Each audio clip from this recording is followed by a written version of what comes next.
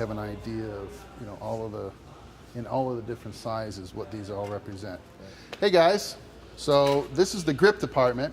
Every good rental house is going to have one, and something that you guys are going to learn is that motion picture lighting is actually two different departments working together to accomplish all of your dramatic lighting.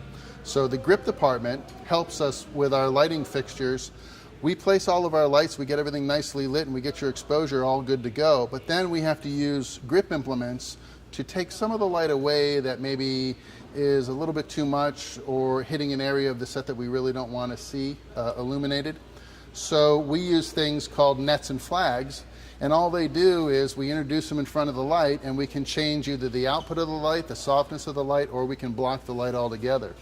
Just like the scrim set that came with the tungsten kit, the grips can do this the same way. We have a green, red, yellow, and black. So we have a single, double, silk, and solid, and these work just like the scrims. The green one, the single, is just like a single scrim for an incandescent light. And what we do is we introduce it into the beam of light from the top or the side or overall, and we can reduce the output of the fixture by 25%. If we do that with the red guy, that's the double. And the grips call this a 18 by 24 open double. And what this will do is reduce the output of the light by 50%, okay, or 1 f-stop on your lens. So if you're taking an exposure correction for the single or the double, the single's a half stop and the open double is a full stop correction on the lens. And it is introduced top, side, bottom, or overall to control the amount of output of the fixture. The silk does a job similar to the diffusion gel that we put on the light. We're going to show them when we go to the expendable department. But the silk softens up the output of the light as well.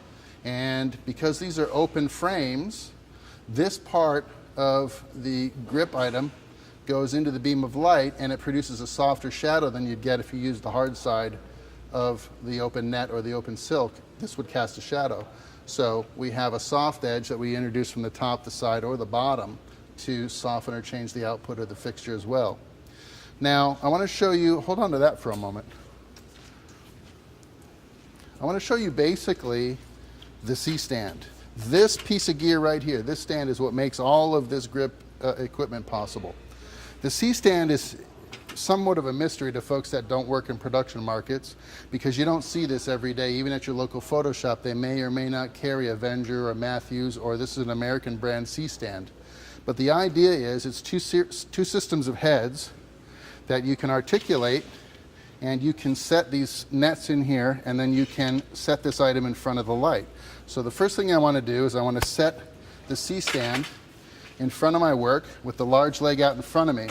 This is the leg that eventually we're going to put a sandbag on when we're ready to lock this thing off.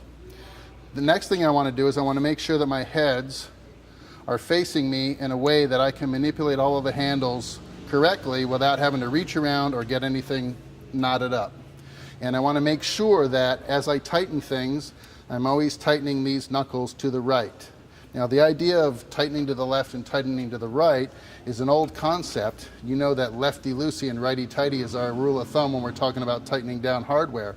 If we put a flag in this head and we tighten this gobo head and we put pressure on it, we can actually loosen that with the weight of whatever we put in the stand. So we don't want to tighten things to the left. We want to tighten things to the right. I know it seems like a confusing concept initially, but as you get used to using a C-stand, you'll understand. Keep all your control knobs to your left hand and all your tightening knobs in your right hand, and everything will work the way it needs to work. So we have a small 3/8 pin in each one of these nets or flags, and there's a corresponding 3/8 inch hole on the gobo head. This is called a 2.5 inch gobo head. This is called a gobo arm. We put our solid into our 3/8 hole, and we tighten to the right, like so. When we want to introduce this flag into the light, we move our stand in, and we can operate as a topper.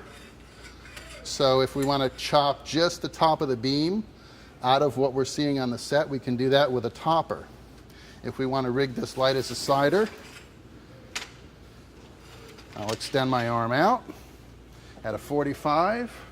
I'm going to lower my flag in at a nice straight vertical angle, And then I'm going to walk over to the left or right side, whatever side of the light that I'm working on, and I'm just going to introduce this sider and slide it in with my foot. And that's how you rig a lamp left sider. Same thing if it's a lamp right sider, I would just be on the other side of the fixture at that point. But if we want to chop only the left-hand portion of the beam out of whatever we see on the set, a lamp left sider is what's going to do that for us. The other thing we might want to do with our light, we focus it on our set and we realize that some of the stuff in the foreground that's getting hit by our 1000 watt or 407 by Mo Richardson, we understand that we need a bottomer to block some of the light that's hitting our foreground. So we can re-rig this whole stand and set this flag as a bottomer. To do that, I'm going to invert my gobo head and I'm going to offer up my flag like so. This is a 18 by 24 solid bottomer, and if I have too much, I can do what we call Frenching the flag. I can open it up and I can control the bottom of the beam and keep light off of the things in the foreground. So a C-stand, as you can see, is a really versatile tool. It has a lot of flexibility. It's a little bit imposing at first, but after you learn how to operate a C-stand, there's really no cut that you can't make on a light using a C-stand and a couple of instruments like silk solids or flags. Now, here's a neat flag. This is what we call a floppy solid. So this guy is a basic cutter. We use this to cut the light. It's just black, it's got a fuzzy side, and it's got a flat side. And this guy, when you open it up, becomes twice as big.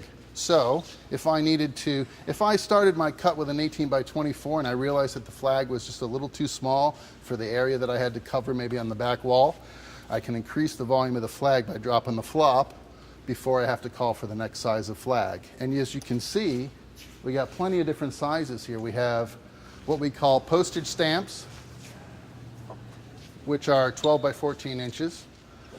We have 4 by flags, nets, solids, and silks that can cover a larger fixture. The 18 by 24s, and we also have 2 by 3. So depending on what you need to do, whether it's 18 by 24, 2 by 3, postage stamp, or 4 by 4, you can get it done with the different size nets and flags, and the C-stand and a sandbag is all you need. All right, apple boxes. Yeah, Mike, check this out. All kind of sizes you need, whatever you need.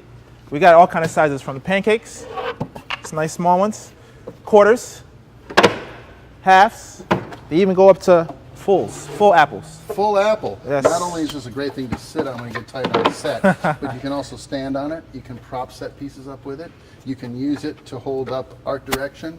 Interesting thing about a full apple box, these were meant to go on staircases. So it's 8 inches deep, it's 12 inches wide, and it's 20 inches long. And when you slide this into a staircase, boom, you've just made a level spot for you to put a baby stand, let's say, or a C-stand if you need to make a cut off a staircase. So interesting thing about the apple box, we take them for granted, but we wouldn't want to do a shoot without them. You definitely need them, Mike. I want to talk about this. Hey, I'll show you this big hardware. Yes, big setup we have here of hardware. We got whatever you need, Mike. All kind of things. So if I need a clamp, this is where you got to go. You got C-clamps, bar clamps, grid clamps, pipe hangers, offsets, and everybody's favorite, the Cardellini. Oh, yes, yes. We got a couple of Cardellinis in there, I guess. Yes, we do. Check it out. This particular one is a center jaw Cardellini. Really great clamp, very versatile. Whatever you need to clamp down. It even has a baby split at the end. So we can bite onto anything we have to. It's got a recess, so we can grab round objects like pipe and railings. It can also be used in the flat portion of the jaws, so we can grab things like rafters and 2x4s, lumber of any kind, a tabletop, let's say, although don't do it on any kind of a tabletop where you might scratch or damage it like something that's polished wood or glass without putting a little bit of tape or a little bit of piece of Duvetine or something in there to protect the surface. But then you've got your 5/8 pin, so you can mount your light to it, you can mount a gobo head to it, you can mount a variety of different things to this 5/8 pin, all from the grip hardware that you see here. Right.